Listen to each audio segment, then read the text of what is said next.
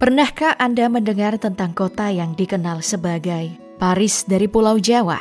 Atau merasa terpesona dengan ritme angklung yang mengalun lembut di telinga? Dari gunung-gunung tinggi hingga ke lembah-lembah yang subur. Sebuah provinsi yang dikenal dengan keanekaragaman budaya, seni, dan keindahan alamnya. Jawa Barat. Mari kita jelajahi setiap sudut dan misteri dari provinsi yang gemah ripah lojinawi ini. Jawa Barat adalah salah satu provinsi yang ada di Pulau Jawa, berbatasan dengan Banten dan DKI Jakarta di bagian barat, Laut Jawa di bagian utara, Jawa Tengah di bagian timur, Samudra Indonesia di bagian selatan. Terdiri dari 18 kabupaten dan 9 kota, dengan Bandung sebagai ibu kota provinsi. Termasuk provinsi dengan cuaca yang dingin, dipenuhi pegunungan dan lereng-lereng bukit. Apalagi di musim kemarau, Jawa Barat akan terasa lebih dingin. Apalagi di wilayah ketinggian seperti Ciwidey dan Lembang.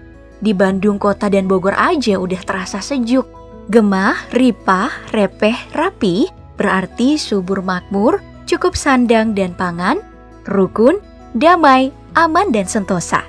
Semboyan yang sepertinya memang menggambarkan topografi dan demografi Jawa Barat.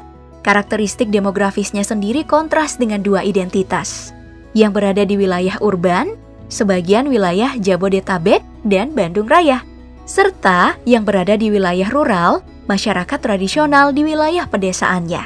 Ibu kota Jawa Barat yakni Bandung dikenal dengan julukan Paris Van Java atau Paris dari Pulau Jawa.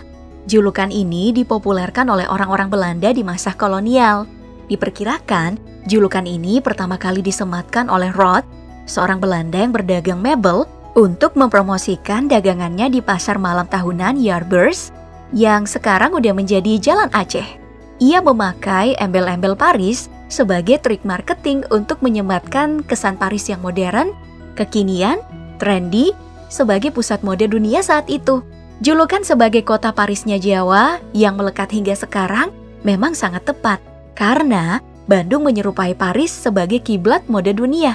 Di Bandung, tren mode Indonesia sering lahir.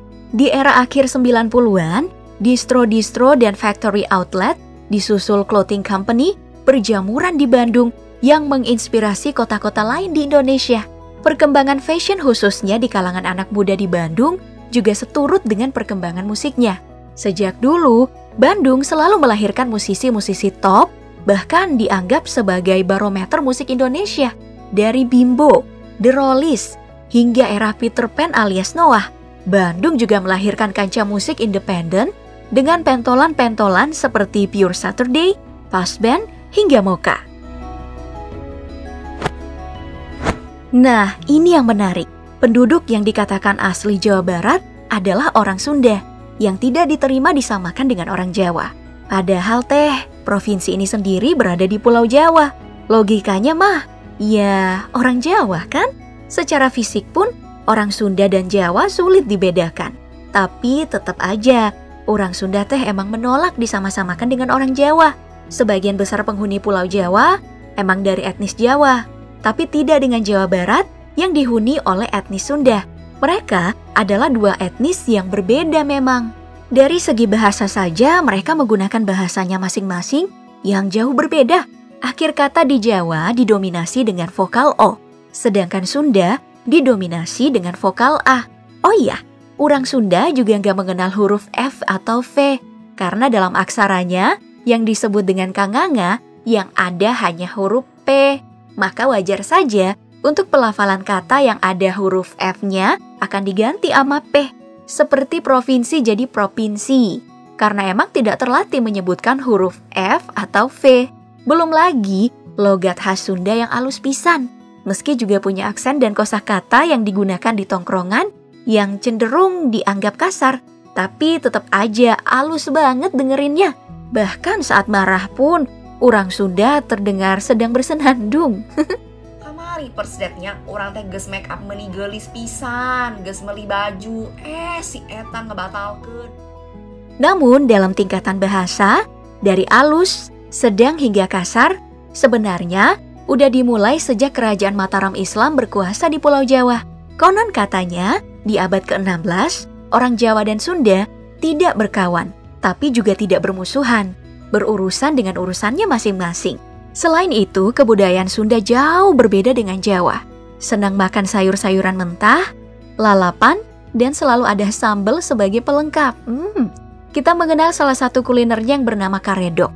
Dibuat dengan bahan-bahan sayuran mentah, antara lain mentimun, toge, kol, kacang panjang, ubi, daun kemangi dan terong, dan saus bumbu kacang campuran cabai merah, asam jawa, terasi, kacang tanah, kencur, air asam, gula jawa dan bawang merah. Tentu aja ada oncom bakarnya, karena kalau nggak ada, ya bukan karedok namanya, tapi lotek mentah. Cemilan-cemilan orang Jawa Barat juga populer dan udah ada di mana-mana. Dari cilok, batagor, cireng, seblak, dan masih banyak lagi. Masakan orang Sunda mah emang top markotok. Dalam seni musik, Jawa Barat juga khas. Ada yang dikenal dengan nama karinding, terbuat dari bahan bambu atau pelepah kawung, yang dimainkan dengan cara disentil menggunakan jari dan ditaruh di bibir. Awalnya sih alat musik ini untuk mengusir hama. Ada lagi nih yang populer, adalah angklung, juga berbahan bambu dan dibunyikan dengan cara digoyangkan. Dan orang Sunda memiliki senjata unik bernama kujang, terbuat dari besi, baja, dan bahan pamor. Panjangnya sekitar 20-25 cm dan beratnya sekitar 300 gram. Telah ada sejak abad ke-8. Untuk tari-tarian, tari jaipong yang paling populer adalah tarian asal Karawang yang berkembang sejak tahun 60-an. Dan nyanyian, kamu mungkin udah familiar dengan lagu Tok Kecang, lalu Manuk Dadali, dan Bubui Bulan. Dalam seni pertunjukan, mungkin kamu juga udah gak asing dengan wayang golek. Dengan dalangnya yang terkenal, mendiang Asep Sunandar Sunaria, yang memainkan karakter Cepot atau Astra Jingga. Atau mungkin kamu hafal dengan sosok Si Kabayan, karakter legendaris yang cerita kelucuannya telah dituturkan oleh masyarakat Sunda sejak abad ke-19 hingga diangkat ke dalam film dan tayangan lawak. Tapi Jawa Barat bukan hanya Sunda loh, ada juga suku Cirebon yang merupakan campuran Sunda dan Jawa. Cirebon berasal dari kata sarumban yang artinya campuran, yang jika diucapkan maka menjadi Caruban atau Cirebon hingga menjadi Cirebon. Orang-orang Cirebon terutama banyak di kota dan di Kabupaten Cirebon, Indramayu, Majalengka bagian utara, atau biasa disebut sebagai wilayah Pakaleran. Beberapa wilayah Jawa Barat yang dekat dengan Jabodetabek juga dihuni oleh orang-orang Betawi. Etnis lainnya meliputi Jawa dan pendatang dari luar Pulau Jawa. Ada satu lagi nih, yakni orang Baduy yang menempati kampung-kampung yang ada di Banten. Dulunya masuk dalam wilayah administrasi Jawa Barat dan dipercaya Baduy adalah bagian dari bangsa Sunda karena bahasa dan unsur budayanya mirip dengan orang Sunda. Kembali membicarakan alam Jawa Barat yang dipenuhi pegunungan dan lereng. Dengan cuaca dingin dan masih banyak terdapat hutan, adalah tempat bagi banyak flora dan fauna. Dan ada hewan asli Jabar yang sudah mau punah, bernama surili, satu dari grup monyet dunia lama, primata pemakan daun muda atau pucuk, yang bisa hidup di hutan sekitar pantai ataupun hutan di pegunungan ketinggian 2000 meter di atas permukaan laut. Sebagai endemik, surili dipilih menjadi maskot saat PON ke-19 Jawa Barat untuk memperkenalkan hewan ini agar terus dilestarikan. Sekarang sih telah dijaga di Cagar Alam Situ Patengan. Dan ada satu tumbuhan asli Jabar bernama Gandaria. Serupa mangga kecil yang buah, daun, dan batangnya dimanfaatkan semuanya. Saat masih muda hijau, sering dikonsumsi sebagai rujak atau campuran sambal Gandaria. Saat matang berwarna kuning, rasanya itu kecut-kecut manis dan dapat dimakan langsung. Daunnya biasanya digunakan sebagai lalapan. Batangnya sendiri bisa digunakan sebagai papan.